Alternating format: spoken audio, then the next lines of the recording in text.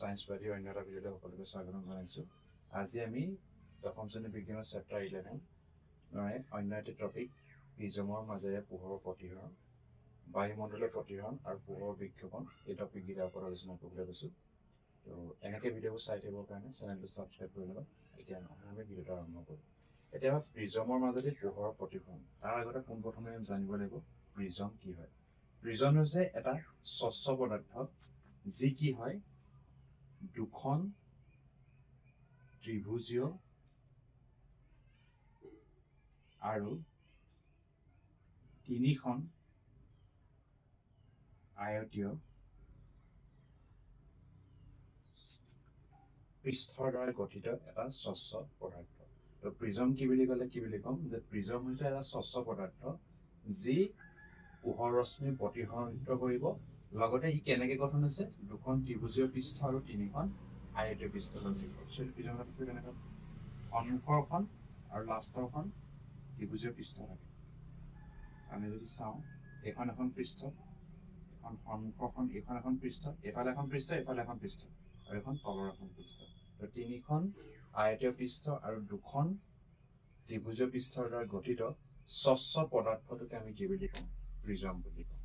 এতিয়া এই প্ৰিজমৰ মাজেদি কি হয় পোহৰ ৰশ্মি প্ৰতিসৰিত হ'ব। প্ৰতিসৰিত কেনেকে হয় সেইটোকে আমি এতিয়া চাওঁ।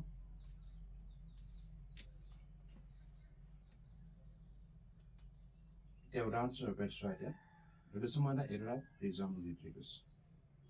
প্ৰিজমটোৰ নাম দি লৈছোঁ মই ABC, ঠিক আছে।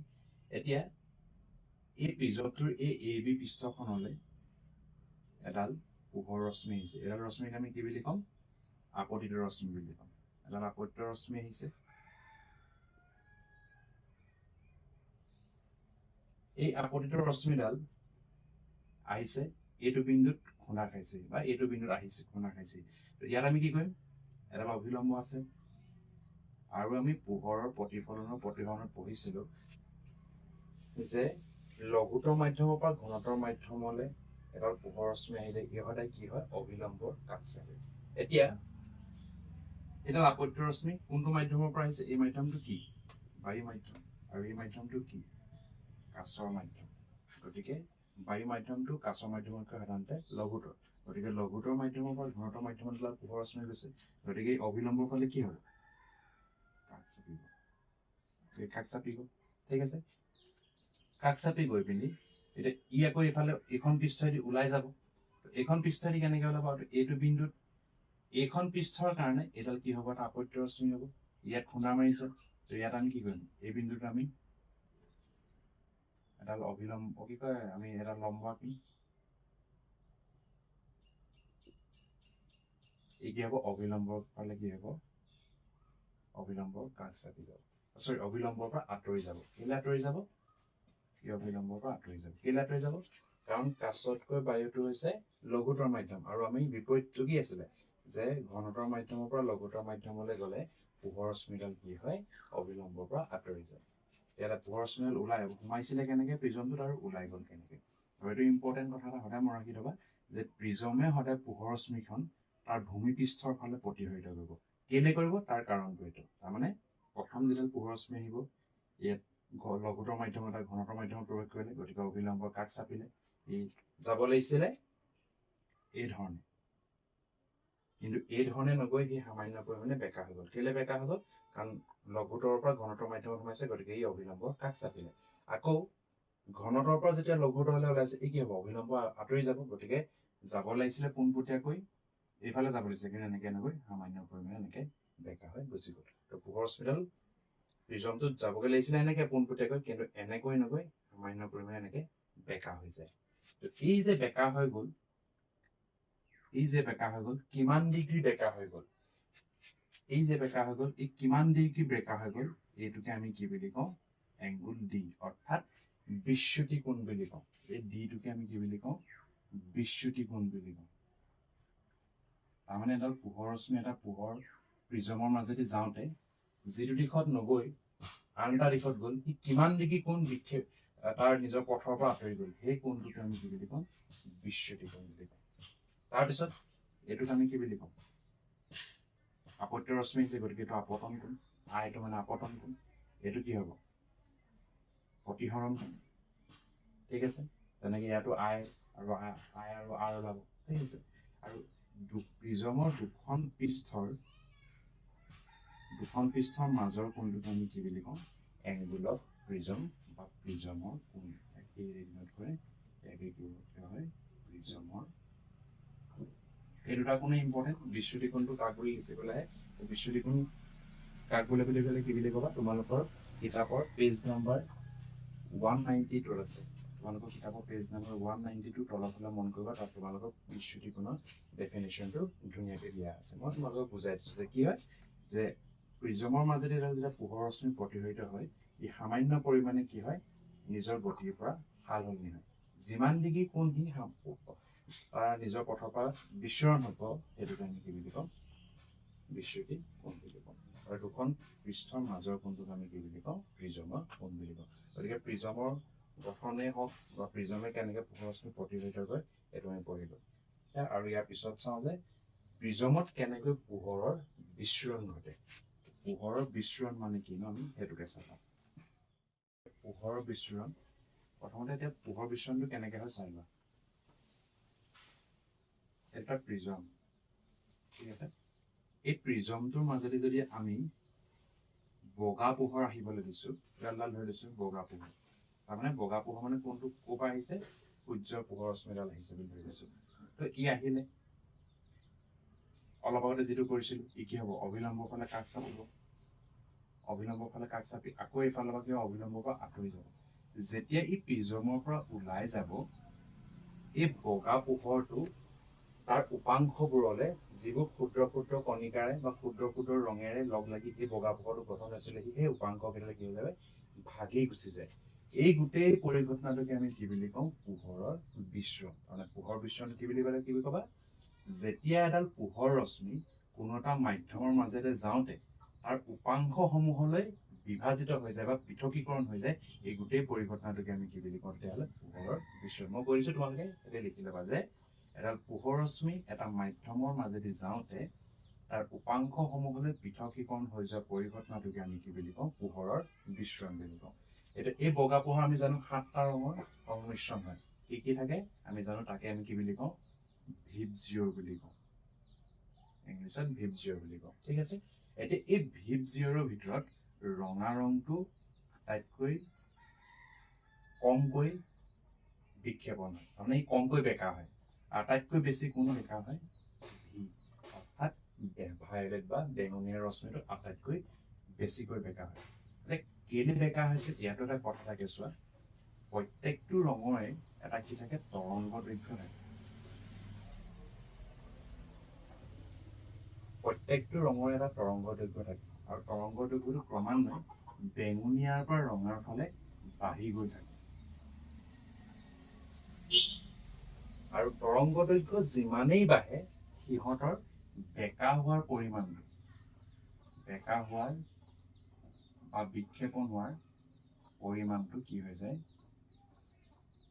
কমি যায়।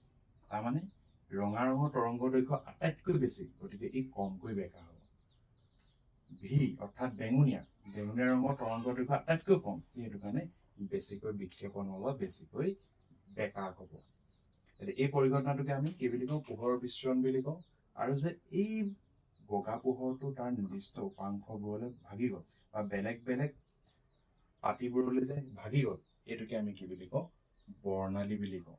তাৰমানে বৰ্ণালী কাক বুলি কি বুলি ক'বা, যে পোহৰৰ কিৰণ এটা তাৰ যি উপাংশবোৰলৈ ভাগি গ'ল, এই পটিবোৰকে আমি কি বুলি কওঁ, এই পটিবোৰকে আমি কি বুলি কওঁ বৰ্ণালী বুলি কওঁ, ঠিক আছে।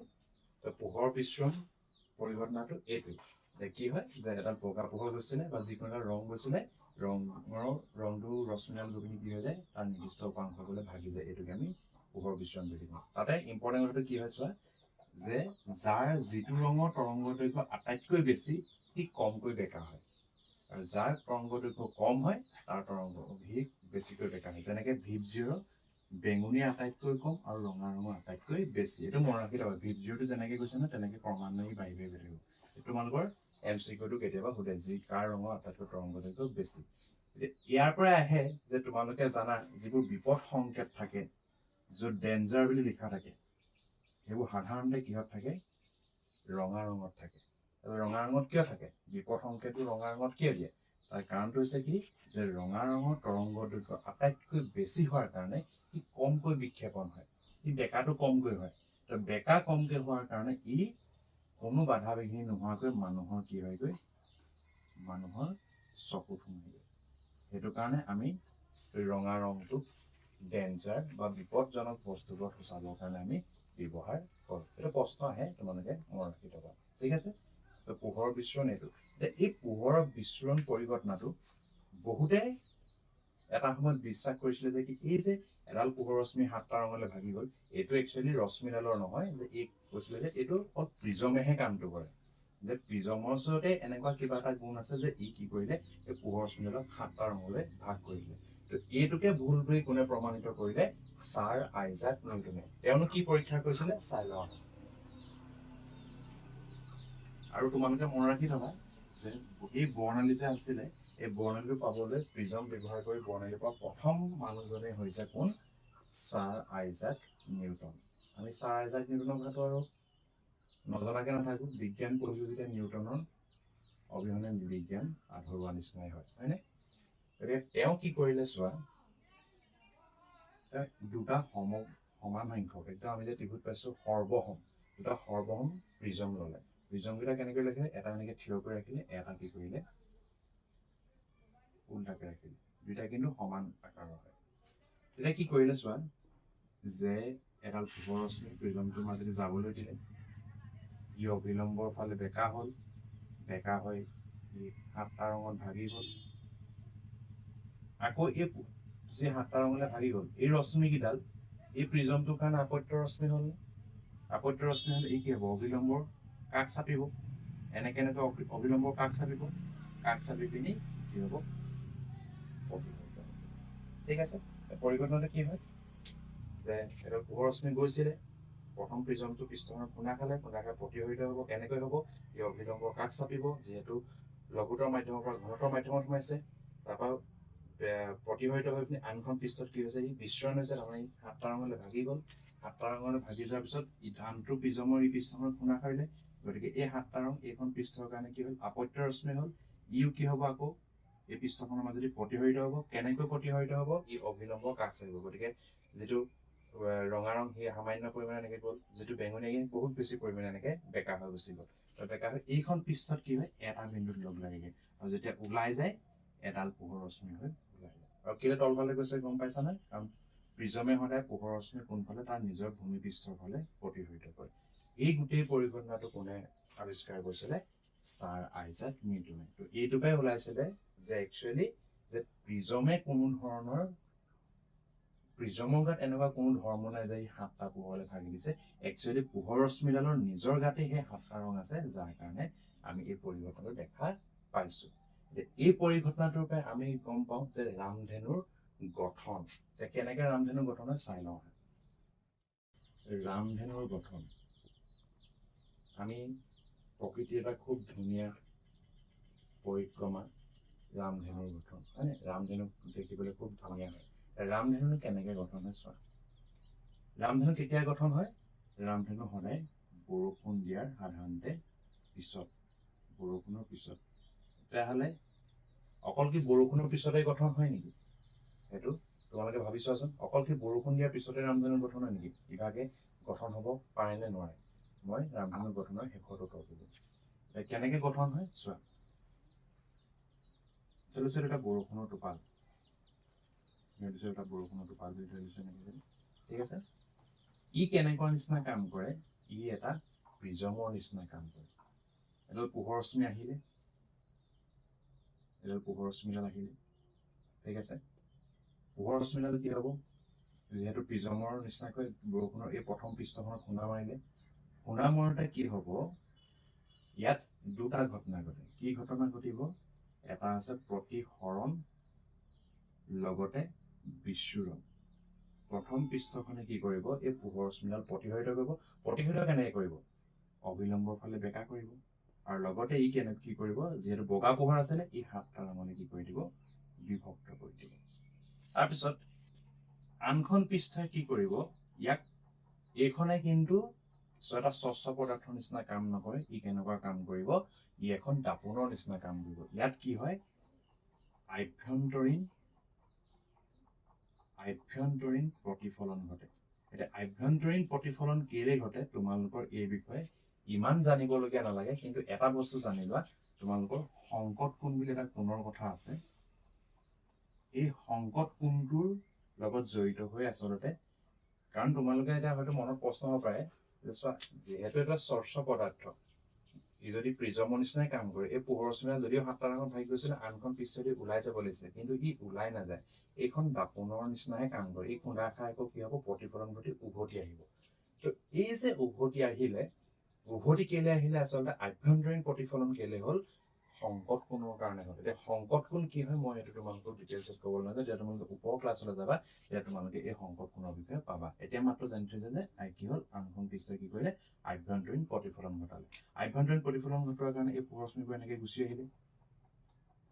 গুচি আহি এইখন পৃষ্ঠই কি কৰিব আকৌ প্ৰতিসৰণ ঘটাব প্ৰতিসৰণ ঘটোৱাৰ কাৰণে এইকেইটা আমাৰ যদি মানুহটো ৰৈ থাকে আমাৰ মানুহৰ চকুত আহি পিনি এই পোহৰ ৰশ্মিবোৰ সোমাইহি আৰু মানুহে কি দেখা পাব ৰামধেনুখন ধুনীয়াকৈ দেখা পাব ঠিক আছে তেতিয়া কেনেকে কি হ'ল বৰষুণৰ টোপালটো এটা প্ৰিজমৰ নিচিনা কাম কৰিলে যেতিয়াই সূৰ্যৰ পৰা পোহৰ ৰশ্মিবোৰ আহিলে এই বৰষুণৰ টোপালৰ প্ৰথম পৃষ্ঠখনত কি কৰিব প্ৰতিসৰণ হ'বৰ লগতে বিচ্ছুৰণ ঘটিব বিচ্ছুৰণ ঘটাৰ পিছত সেই পোহৰ ৰশ্মিখিনি বৰষুণ টোপালটোৰ আনখন পৃষ্ঠত কি ঘটিব আভ্যন্তৰীণ প্ৰতিফলন ঘটিব আভ্যন্তৰীণ প্ৰতিফলন ঘটাৰ পিছত সেই পোহৰ ৰশ্মিবোৰ পুনৰ প্ৰতিসৰণ ঘটি পিনি কি গঠন কৰে তেতিয়াহ'লে ৰামধেনু গঠন কৰে তোমালোকৰ পেজ নাম্বাৰ 194ত তোমালোকৰ এই বিষয়ে ধুনীয়াকৈ লিখা আছে আৰু তাতে এটা তোমালোকৰ ছবিও আছে সেই ছবিটো চাই পিনি কথাখিনি লিখি ল'বা মই কৈ দিছোঁ কথাখিনি কিন্তু তোমালোকে কিতাপখন চাই পিনি ধুনীয়াকৈ এটা পেৰেগ্ৰাফ আছে সেইটো লিখি ল'বা তো এইটোৱে হৈছে ৰামধেনুৰ গঠন